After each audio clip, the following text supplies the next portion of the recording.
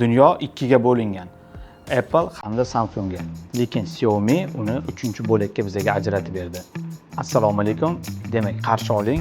iPhone 16 hamda Samsung S24 bilan raqobatlasha oladigan Xiaomining 14T Pro hamda 14T smartfoni.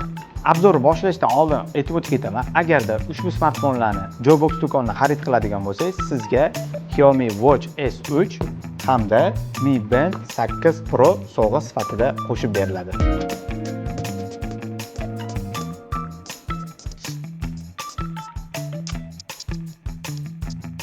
Demak, Xiaomi bizga ikkita flagmanni taqdim etdi, ya'ni 14T Pro hamda 14T ni. Bular aytganimdek iPhone 16 hamda Samsung S24 bilan bemalol raqobatlasha oladi. Ularning segmentida deb hisoblasak ham bo'ladi. Demak, obzorimizni birinchi bo'lib turib unpackingdan boshlaymiz. Birinchi 14T Pro ni ochishdan boshlaymiz. Ochamiz. Har doimgidek Xiaomi bizani xafa qilmaydi. Bizga qo'shib mana chexol ham qo'shib bergan. Bir narsa meni xursand qiladi, chexolimiz prozrachniy emas, boshqacha bir ranglarda. Buni ishlatsa ham, mazza qilib ishlatsangiz bo'ladi. Qo'lga juda ham qulay. Mana bu simi va smartfonning o'zi. Mana ko'rib turganingizdek va qo'shimchasiga ichidan 120 vatli adapter chiqadi. Ana endi 14T ni gali, bunda ham deyarli bir xil hamma narsasi, faqat ichidagi smartfon boshqacha bo'ladi.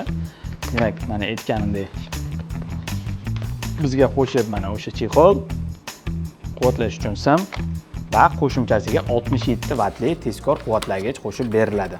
Birinchi bo'lib dizayn qismidan boshlayman. Qaranglar, qanaqa chiroyli qilib Xiaomi bizga taqdim etdi bu smartfonlarni. Bitta narsani bilasizlarmi?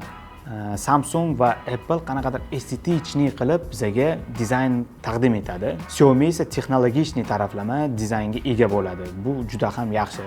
Demak, bularning ikkalasining farqini aytib o'taman. Dizayn qismida bunda bizada titan ishlatilgan, bunda esa plastikoviy korpus, ya'ni orqa tarafi matviy plastikdan. Yon qismimizda bunda titan, bunda esa metalldan ishlangan. Displey qismida deyarli farq yo'q. Ikkalasida ham AMOLED 667 dyum 4000 nitgacha yorug'likni podдержка qiladi. Eng asosiysi, boshqa smartfonlarda yo'q bir xususiyat bor displeyda, bular 144 Hz chastotada ekranni yangilaydi. Bunaqa 144 Hz barcha smartfonda ham yo'q. Bu ikkalasining asosiy farqi protsessorida 14T imizda MediaTek Dimensity 8300 Ultra o'rnatilgan, 14T Pro imizda esa MediaTek Dimensity 9300 Ultra o'rnatilgan. Benchmark Antutu testlarini esa mana bu yerda ko'rib olishingiz mumkin. Kamera borasida bu smartfonlar S24 va iPhone 16 bilan bemalol raqobatlasha oladi. Sababi bu Xiaomining eng oxirgi flagmanlaridan bittasi. Bu raqobatchi hisoblanadi. 14T Pro dan boshlayman. Ikkalasida deyarli kamerada farq yo'q. Asosiy farqlarni oxirida aytib ketaman. Yaxshilab e'tibor berib qarasangiz, mana bu yerda 4 ta kamera moduli borga o'xshaydi, lekin aslida bu yerda 3 ta. Mana bu esa bizada spishka hisoblanadi. Buni kameraga o'xshab dizayn qilishgan. Bu juda ham yaxshi, juda ham chiroyli qilingan.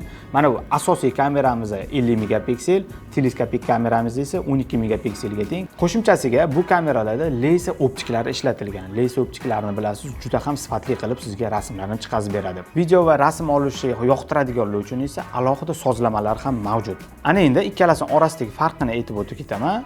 Birinchi farqi zoomda. 14T Pro da zoom uzoqroq masofani oladi. Ikkinchi farqi esa video olayotganingizda 14T Pro da 8 ga 30 fps da video lavhalarini tushirsangiz bo'ladi.